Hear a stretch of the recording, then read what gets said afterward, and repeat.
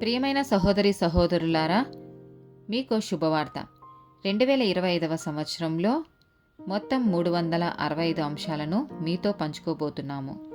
జనవరి 1వ తేదీ నుండి ప్రతిరోజు ఒక అంశము మరియు దానికి సంబంధించిన వాక్యమును పంచుకుంటాము. దయచేసి ఆ వాక్యములను వినండి, ధ్యానించండి మరియు ఆశీర్వదించబడండి. దయచేసి సబ్స్క్రైబ్ చేయండి మరియు మీ స్నేహితులతో పంచుకోండి. ధన్యవాదాలు.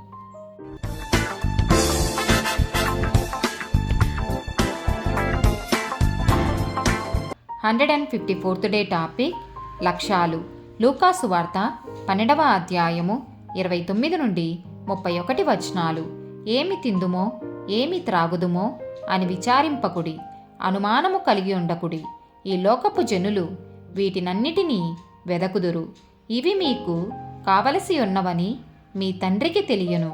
మీరైతే ఆయన రాజ్యమును వెదకుడి, దానితో కూడా ఇవి మీకు అనుగ్రహింపబడును.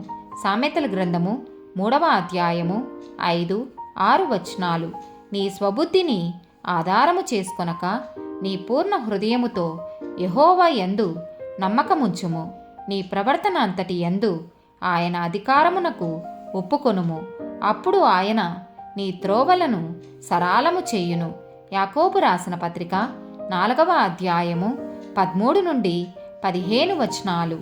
నేడైనను రేపైనను ఒకానొక పట్టణమునకు వెళ్ళి అక్కడ 1 సంవత్సరం ఉండి వ్యాపారము చేసి లాభము సంపాదింతము రండని చెప్పుకొను వారలారా, రేపేమి సంభవించునో మీకు తెలియదు.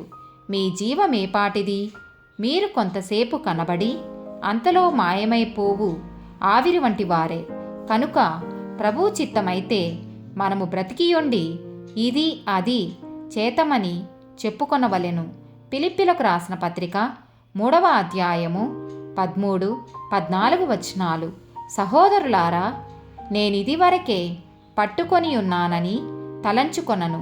అయితే ఒకటి చేయుచున్నాను, వెనుక ఉన్నవి మరచి ముందున్న వాటి కొరకై వేగిరపడుచు క్రీస్తు యేసునందు దేవుని ఉన్నతమైన పిలుపునకు కలుగు బహుమానమును పొందవలెనని గురియొద్దకే పరిగెత్తుచున్నాను. సామెతల గ్రంథము 29వ అధ్యాయము 18వ వచనము.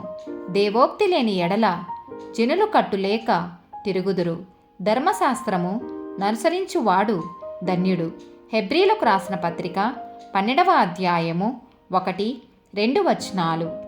ఇంత గొప్ప సాక్షి సమూహము మేఘము వలె మనలను ఆవరించి ఉన్నందున మనము కూడా ప్రతి భారమును సులువుగా చిక్కులు పెట్టు పాపమును విడిచిపెట్టి విశ్వాసమునకు కర్తయు దానిని కొనసాగించువాడునైన యేసువైపు చూచుచు మన ఎదుట ఉంచబడిన పందెములో ఓపికతో పరిగెత్తుదము.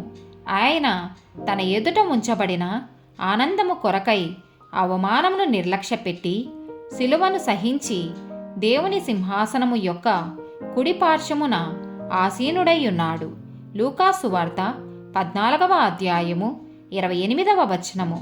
మీలో ఎవడైనను ఒక గోపురము కట్టింపగోరిన ఎడల దానిని కొనసాగించుటకు కావలసినది తన యొద్ద ఉన్నదో లేదో అని కూర్చుండి తగులబడి మొదట లెక్క చూచుకొనడా? ఆమేన్.